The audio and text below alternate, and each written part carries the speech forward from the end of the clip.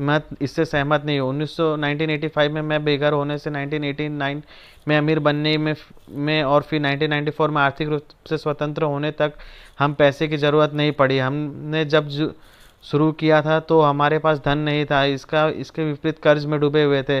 धन कमाने के लिए अच्छी औपचारिक शिक्षा की ज़रूरत भी नहीं होती। हालांकि मेरे पास कॉलेज की डिग्री थी, परंतु मैं ईमानदारी से कह सकता हूँ कि मैंने जो आर्थिक स्वतंत्रता हासिल की है उसका कॉलेज से सीखी गई बातों का कोई लेना देना नहीं है। बरसों तक पढ़े गए कैलकुलेशन, फॉर्मूले, ट्रिग्नोमेट्री, केमिस्ट्री, फिजिक्स, फ्रेंच और अंग्रेजी सहित की मुझे ज़्यादा ज़रूरत नहीं पड़ी। बहुत से सफल लोगों ने स्कूल या कॉलेज की डिग्री हासिल किए बिना पढ़ाई अधूरी छोड़ दी थी, जैसे जनरल इलेक्ट्रिक के संस्था Thomas Edison, Ford motor company के संस्था हेनरी फोर्ड, माइक्रोसॉफ्ट के संस्था बिल गेट्स के संस्था टेड ट्रेनर, डेल कंप्यूटर के संस्था माइकल डेल। पारंपरिक व्यवसायों के लिए कॉलेज की शिक्षा महत्वपूर्ण है, परंतु उन कामों के लिए नहीं जिन लोगों को प्रचुर दौलत कमाई है। उन्होंने अपने सफल व्यवसाय विकसित किए हैं। किम और मैं भी यही करना चाहते थे। तो इसके लिए किस चीज़ की ज़रूरत होती है? मुझे अक्सर पूछा जाता है, अगर धन कमाने के लिए धन की ज़रूरत नहीं होती है और अगर स्कूल कॉलेज आपको यह नहीं सिखाते हैं कि आर्थिक रूप से स्वतंत्र कैसे बना जाता है, तो इसके लिए किस चीज़ की ज़रूरत होती है? मेरा जवाब है, इसके लिए एक सपने, दृढ़ संकल्प, जल्दी सीखने की इच्छा और ईश्वर द्वारा दी गई नियमों को उचित प्रयोग करने की योग्यता की ज़रूरत होती है, और यह जानने की कि आप अपनी आमदनी कैश फ्लो क्वाड्रेंट के किस हिस्से में से आ रही है।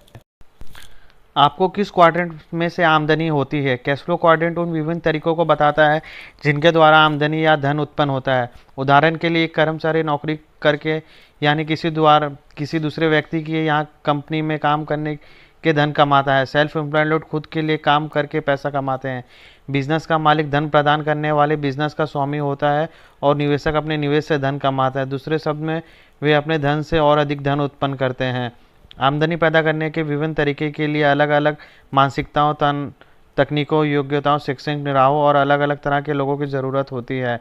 अलग अलग तरह के लोगों अलग अलग क्वाड्रेंट के प्रति आकर्षित होते हैं। हालांकि धन एक जैसा होता है, परंतु इसे कमाने के तरीके बिल्कुल अलग अलग हो सकते हैं।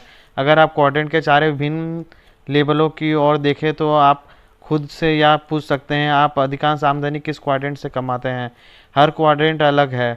अलग अलग क्वाड्रेंट से धन कमाने के लिए अलग अलग योग्यता और अलग अलग व्यक्तित्व की आवश्यकता होती है। भले ही हम हर क्वाड्रेंट में पाया जाने वाला व्यक्ति एक ही है, एक क्वाड्रेंट से दूसरे क्वाड्रेंट में जाना सुबह गोल्फ खेलने और रात को डांस करने की तरह है।